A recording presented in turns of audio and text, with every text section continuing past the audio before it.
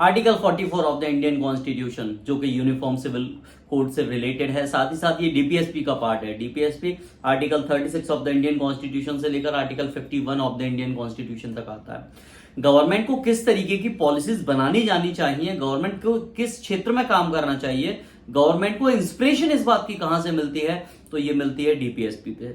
DPSP को बोलते हैं राज्य के नीति निर्देशक तत्व, directive principles of states policy, DPSP से हम कहते हैं। इसी का एक आर्टिकल आता है आर्टिकल 44। आर्टिकल 44 अपने आप में एक यूनिक आर्टिकल है जो कि राज्य को बताता है कि राज्य के प्रयास क्या करना चाहिए, राज्य को एस्टेब्लिश करना चाहिए, क्या करना चाहिए। सभी के लिए एक यूनिफॉर्म कोड बनाए, एक यूनिफॉर्म सिविल कोड बनाए, समान नागरिक कानून बनाए। ये कानून किन चीजों पर काम करेंगे या कार्य करेंगे, मैं आपसे कहूं तो ये कार्य करेंगे आपके सीधे सीधे विवाह, उत्तराधिकार, तलाक। ये इस देश में अलग अलग समुदायों में अलग अलग तरीके से कार्य करते हैं अभी, क्योंकि हिंदुओं के लिए हिंदू लॉ है, मुस्लिम्स के लिए मुस्लिम लॉ है, अलग अलग समुदाय या धर्म के लिए अलग अलग लॉ बने हुए हैं। तो यूनिफॉर्म सिविल कोड क्या काम करेगा, यूनिफॉर्म सिविल कोड इन सब के लिए एक यूनिफॉर्म कोड बनाएगा और वही यूनिफॉर्म कोड आगे जाकर इस देश के सभी समुदाय, सभी धर्मों पर लागू होगा।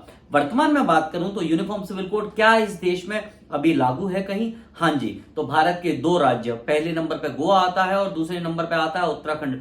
दोनों राज्यों में यूनिफॉर्म सिविल कोड लागू है। अब प्रश्न अगर बनता है, आपसे पूछा जाता है डायरेक्टली कि यूनिफॉर्म सिविल कोड भारत के कितने राज्यों में लागू है, तो आप डायरेक्टली बता सकते हैं सर कि 2 राज्यों में लागू है। और अगर आपसे पूछा जाए कि भारत सरकार द्वारा कितने राज्यों में यूनिफॉर्म सिविल कोड लागू किया गया है, तो आपको याद रखना है भारत सरकार द्वारा सिर्फ एक राज्य में यूनिफॉर्म सिविल कोड लागू किया गया है, जिसे हम बोलते हैं उत्तराखंड। बाकी भारत की आजादी से पहले ही गोवा में यूनिफॉर्म सिविल कोड लागू रहा है। तो याद रखिएगा, article 44 of the Indian constitution is one of the most important article of the constitution, या मैं कहूं पॉलिटी, एक सबसे ज्यादा इंपोर्टेंट आर्टिकल्स में से एक आता है। इसमें सिर्फ और सिर्फ इतना ही क्वेश्चन बनेगा, इसके अलावा इसमें से एक भी क्वेश्चन नहीं बनने वाला है। आई होप आपको ये अच्छे से समझ में आ गया होगा।